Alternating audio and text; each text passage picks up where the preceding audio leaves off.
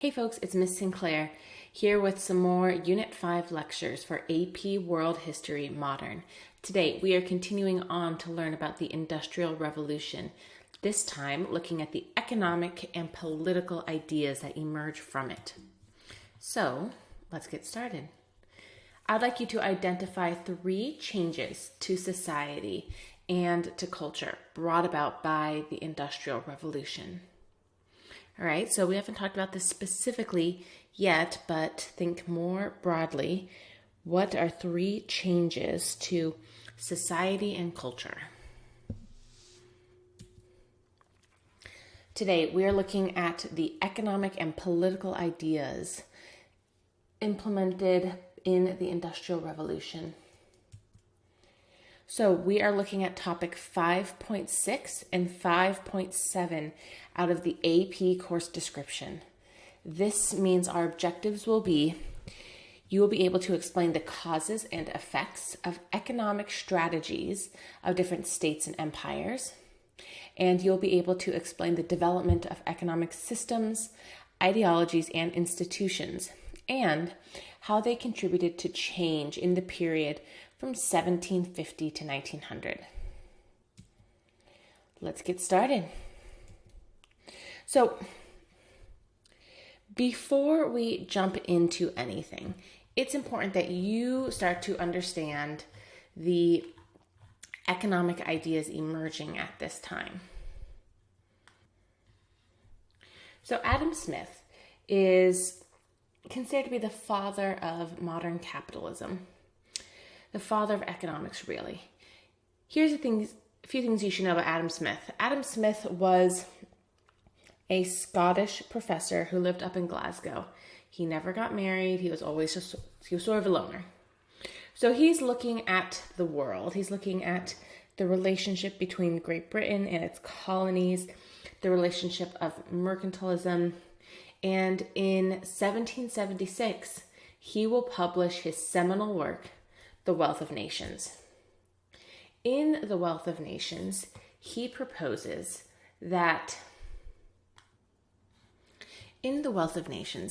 Adam Smith elucidates this idea of laissez-faire economics. It's essentially the idea that you shouldn't have government intervention into the economy. So Adam Smith is critical of mercantilism. Right? Mercantilism is this economic system where the mother country always benefits economically from the colonies. This requires a lot of government intervention. Adam Smith recognizes that this is intrinsically unfair. He is going to argue that people will always act in their self-interest, but thrive through competition, and thus promotes economic advancement. Right? If no one else has a better product than you, then you don't have any motivation to innovate. Well, as soon as you actually have a competitor, then you have some motivation to make your product better, cheaper. So he is going to believe that government should avoid regulation in favor of the operation of individual initiatives and the market forces of supply and demand. So he's going to talk about this like invisible hand of the market that plays a role in what thrives and what fails. And when it comes to government, Adam Smith believes that government should only intervene into things that are public goods and market failures. His ideas are part of our Enlightenment thinkers and were hugely influential to the makers of the American Constitution. Right?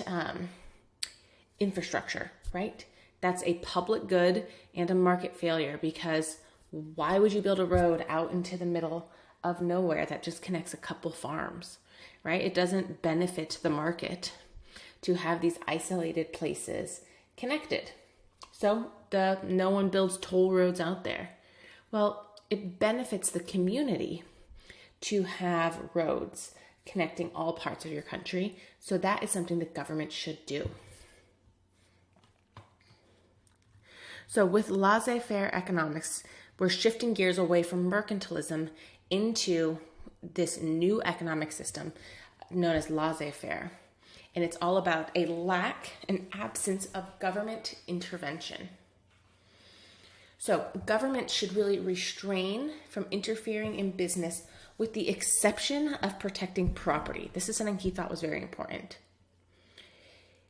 He is going to advocate for free market capitalism, which means duty-free international trade, so no taxes on goods being imported.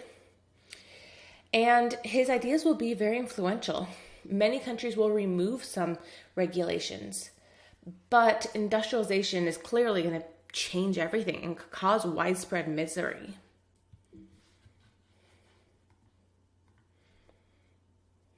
Please watch this video to have a better understanding.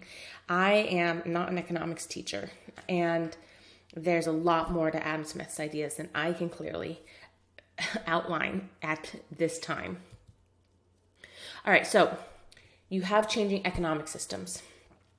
The other thing you're seeing with this change in the world because of industrialization is a huge increase in poverty. Right? Remember how we established last lecture that we switched gears from stage 1 of the demographic transition model to stage 2. This leads to a huge population increase thanks to better food supplies, innovations in sanitation and hygiene. Well, with this new population boom, the economic system is not established to care for all of them, especially in an urbanized setting. So your average worker didn't benefit from the ideas of these Enlightenment thinkers, right? Your average worker is working 14 hours a day, 6 days a week, being paid almost nothing, and is living in poverty. If you get hurt, if you get sick, there's no safety net. You just die. Right? So another important theory for the Industrial Revolution is one that should be familiar to you if you took AP Human Geography last year. Thomas Malthus. He looks slightly less like an iguana in this picture than in other ones I've seen. Remember, Thomas Malthus believes that population is going to outpace food supply and ultimately doom civilization, right? Thomas Malthus is looking around at England, at Ireland, and he is seeing thousands of people starving, suffering, living in abject poverty. And it breaks his heart. I mean, he's very moved by this, right? He recognizes it's a problem. However, he doesn't have a good solution for it. He's just saying, like, this is a problem, and if it continues, we're doomed, right? It's not like they had birth control back then. The only thing he could recommend is, like, please stop having sex. Please stop having so many children. But that didn't happen. Thomas Malthus's ideas will actually be implemented on a government scale. It's one of the reasons why Great Britain will choose not to intervene in the Irish potato famine. So the Irish potato famine will happen in the 19th century. And essentially, Ireland is Britain's first colony, right? Before anything else, Great Britain conquered and colonized Ireland. So Ireland's population is starving, they're suffering, and the British government is going to be like, but that's what you get for having so many kids. I mean, this is just Thomas Malthus's ideas at work. The best thing we can do is to follow Darwin, right? Is to follow, or Darwin's not really a thing yet, but is to follow these natural laws, right? These Enlightenment ideas is that there's natural laws, and just let enough Irish people die until sort of nature resets itself. You don't have a population that is outpacing your carrying capacity. Another theory and idea you should be familiar with is one of positivism.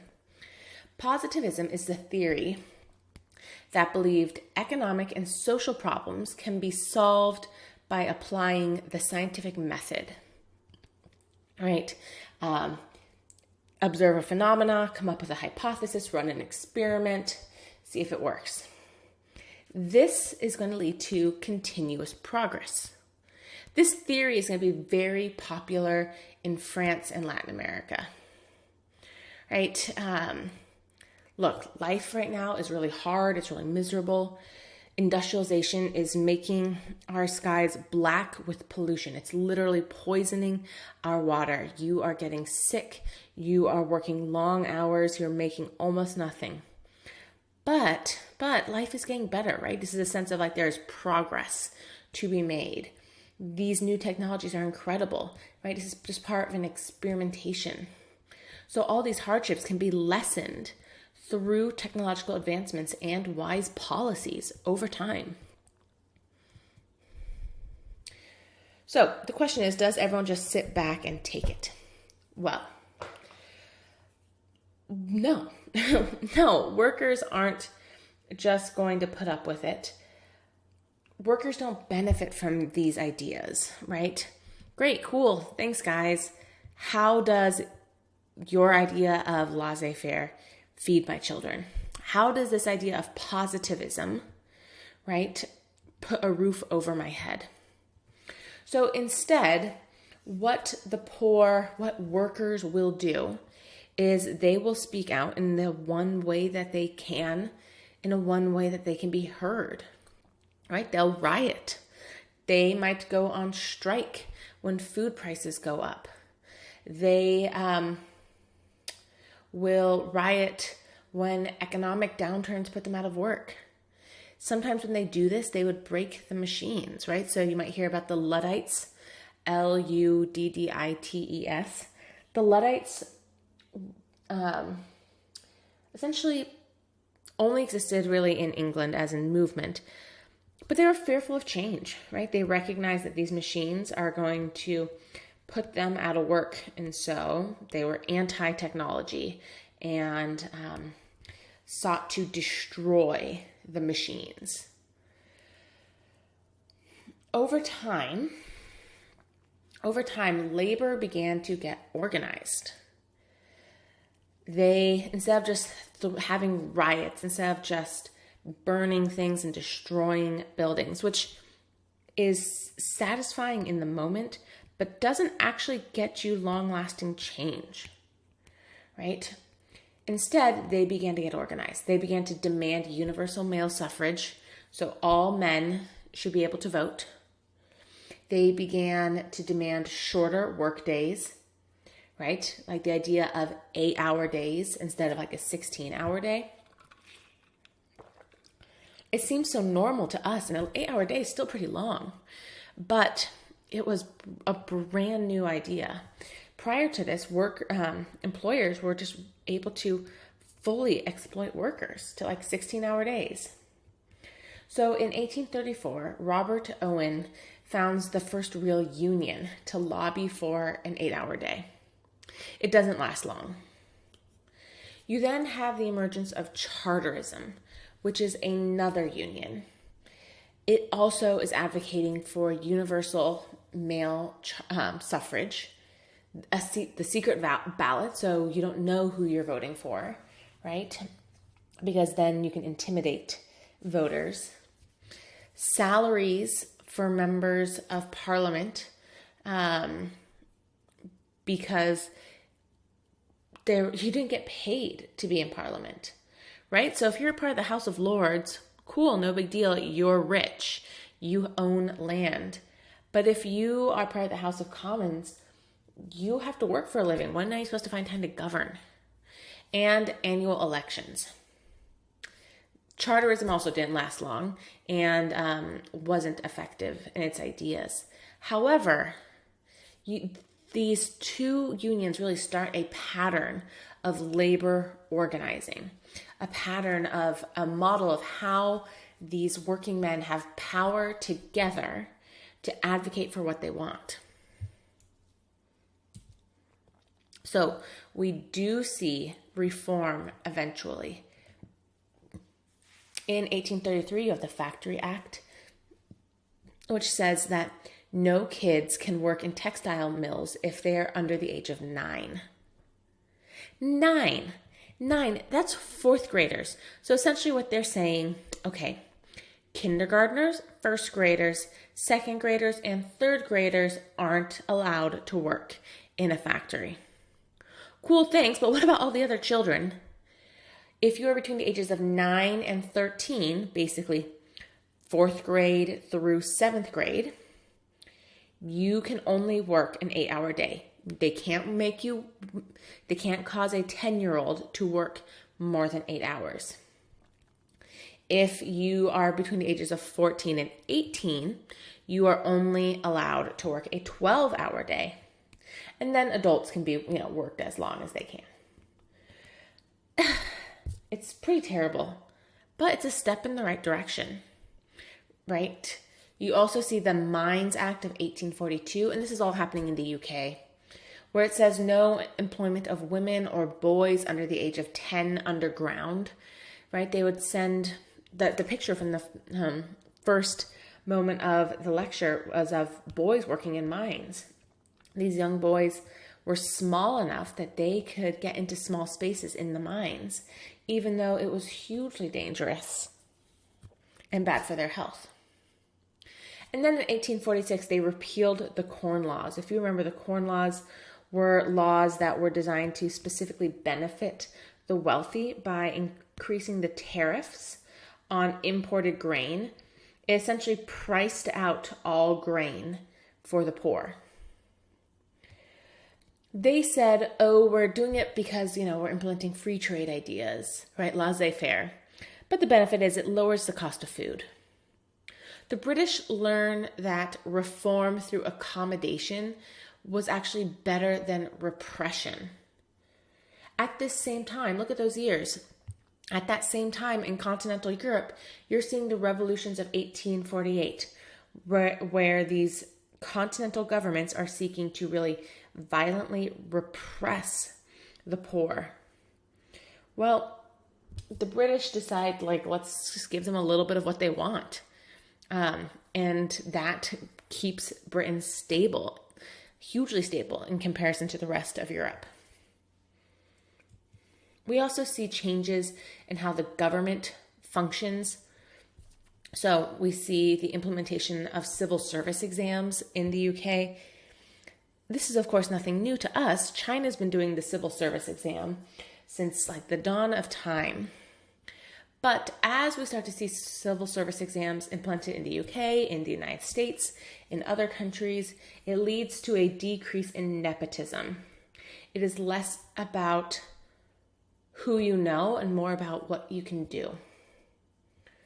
We see that the governments begin to extend regulation into new areas.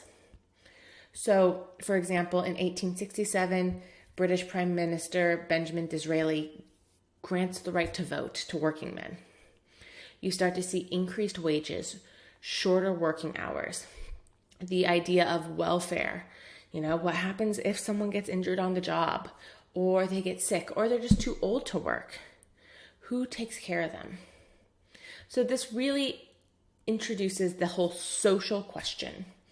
What is the government's responsibility to its citizens? Part of this means education. So during the 19th century, as a result of the of the Industrial Revolution, you see public education increasing, or coming into existence. Why? Well, here's the deal. If both parents have to work in a factory for 14 hours a day, and factory owners are not allowed to hire, 6-year-olds to work in the factories as well, what do you do with all these children all day? Well, the factory owners say, look, government, you said I can't put them to work, so it's your job to come up with something to do with them. And the government's response is going to be public education. So education will frequently be mandatory until the age of 12. Now, how well this is executed is a different question. But by 1900, 90% of Western Europeans and Americans were literate, which is pretty impressive. So, how have ideas about the responsibility of governments towards their citizens changed over time. I want you to think about this. This would be a useful place for you to pause the video and just maybe jot down the questions or jot some ideas in your notes. It's a way for you to process what you're learning. Remember, change over time is one of our AP skills. All right, let's talk about the Industrial Revolution outside of the UK, outside of Western Europe. Well, first of all, the Industrial Revolution starts in the UK. It will quickly then spread to Western Europe, gaining ground specifically in Germany, the Netherlands, Belgium, then France, then Switzerland.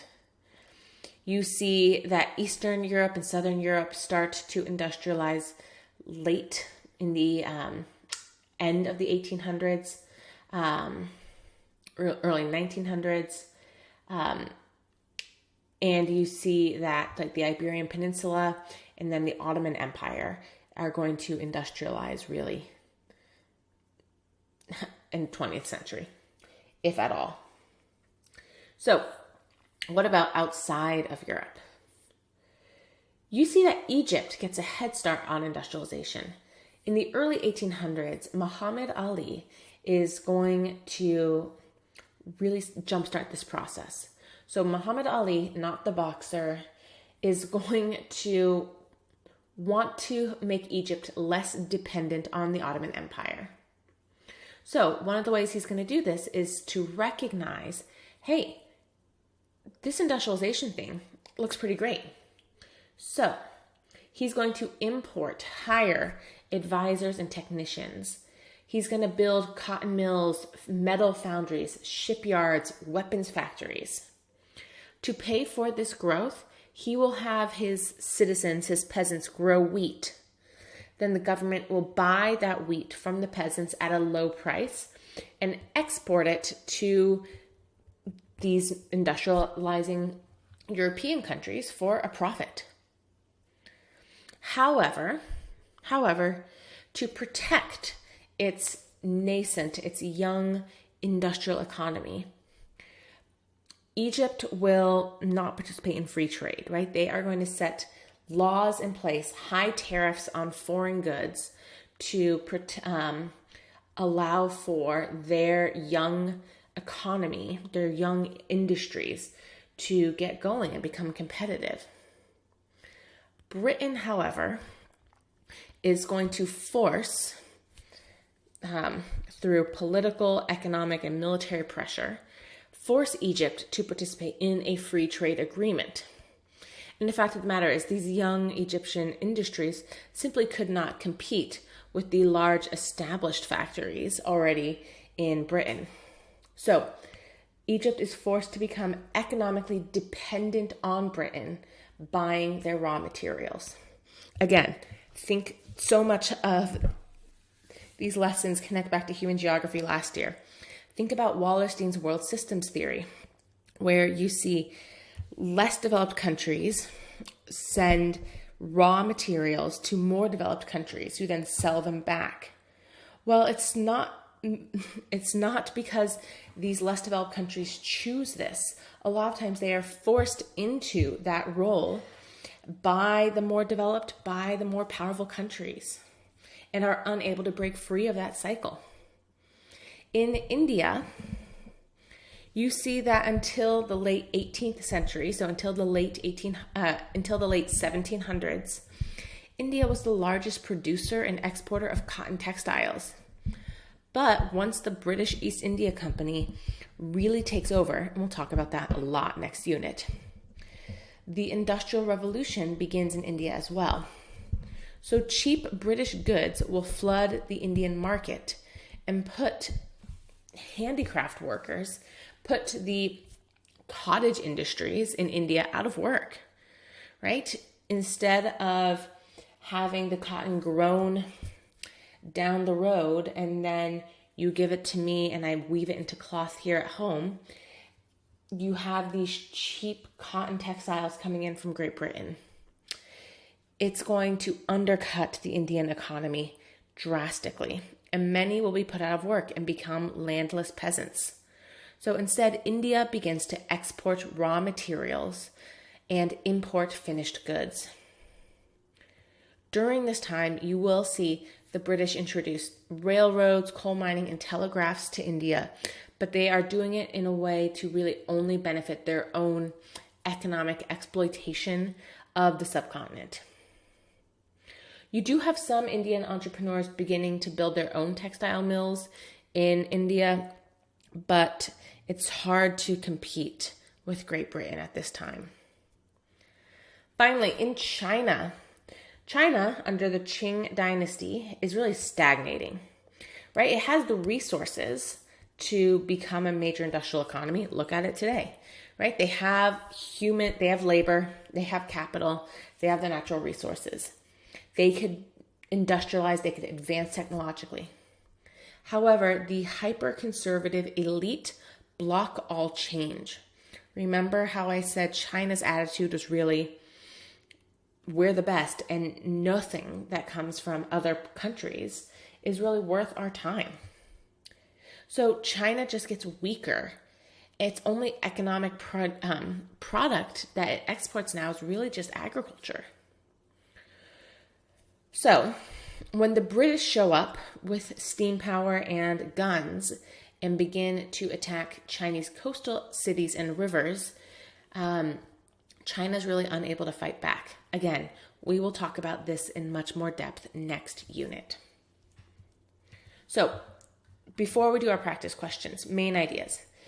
Industrialization is the most important change since the development of agriculture, with increased mechanical technology driving increased production of goods such as iron and cotton. It lowered prices, it created faster transportation systems. It's also going to create huge environmental problems, increase the stratification of society. It's going to lead to new concerns with children working in factories and philosophies relative to the industrial age, like those of Adam Smith. A small number of industrialized nations will grow more powerful, while others were left to further political or economic dependency. There's a lot more really useful videos on this. I recommend you check out Crash Course European History, as well as just a Crash Course World History about the Industrial Revolution.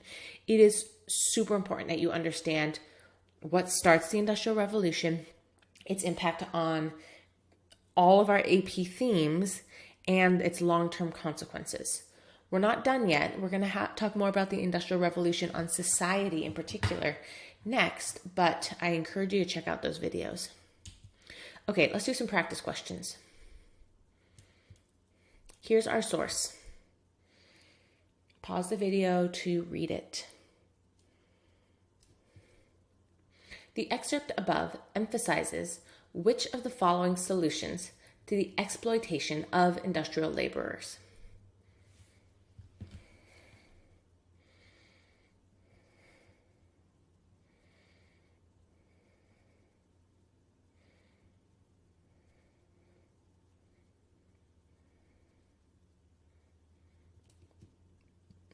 Here's another source. Unlike the industrialization shown above, the second industrial revolution focused on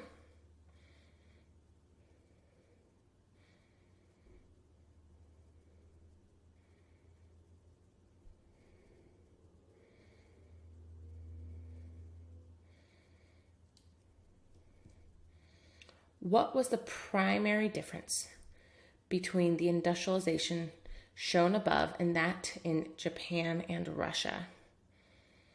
We haven't really talked about this yet, but just try your best.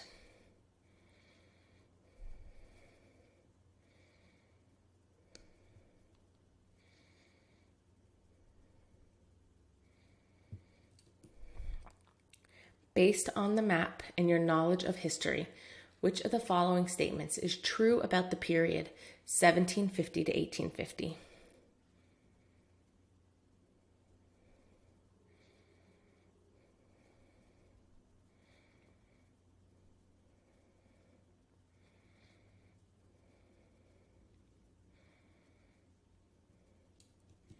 Okay, so for your summary, please explain the causes and effects of economic strategies of different states and empires. Explain the development of economic systems, ideologies, and institutions, and how they contributed to change in the period from 1750 to 1900. If you have any questions, please let me know. Thanks for listening.